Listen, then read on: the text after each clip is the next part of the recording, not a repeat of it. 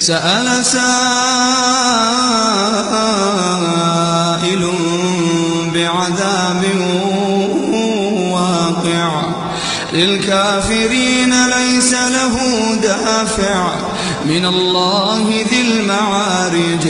تعرج الملائكة والروح إليه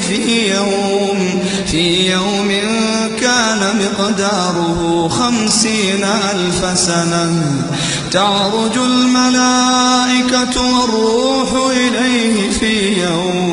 في يوم كان مقداره 50,000 سنة فاصبر صبرا جميلا إنهم يرونه بعيدا ونراه قريبا يوم تكون السماء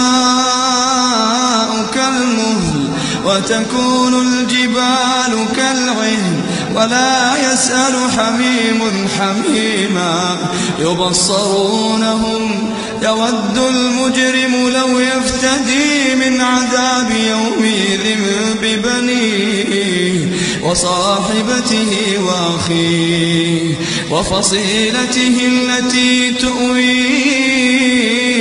ومن في الأرض جميعا ثم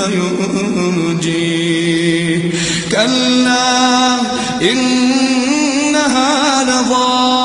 نزاعة للشوى تدعو من أدبر وتولى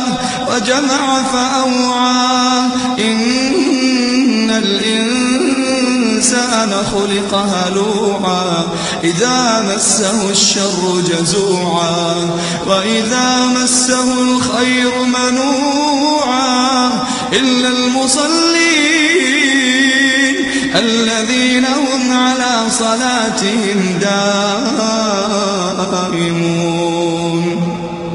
والذين في أموالهم حق معلوم للسائل والمحروم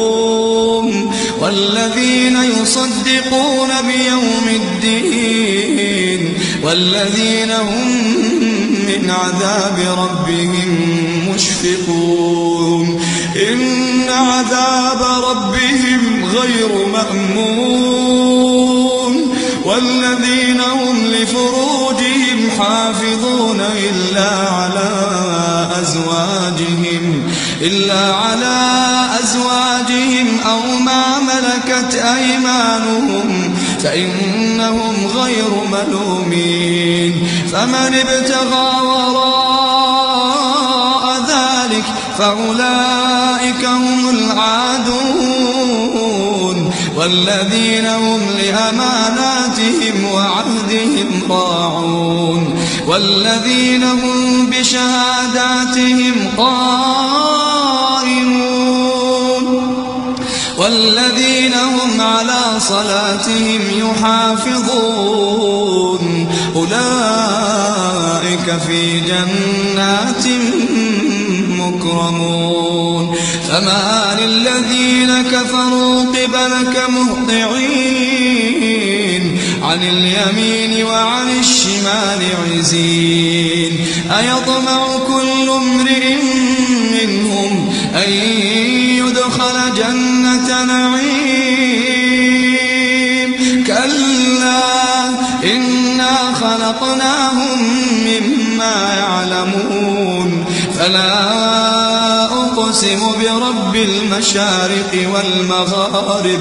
إنا لقادرون على أن نبدل خيرا منهم وما نحن بمسبوقين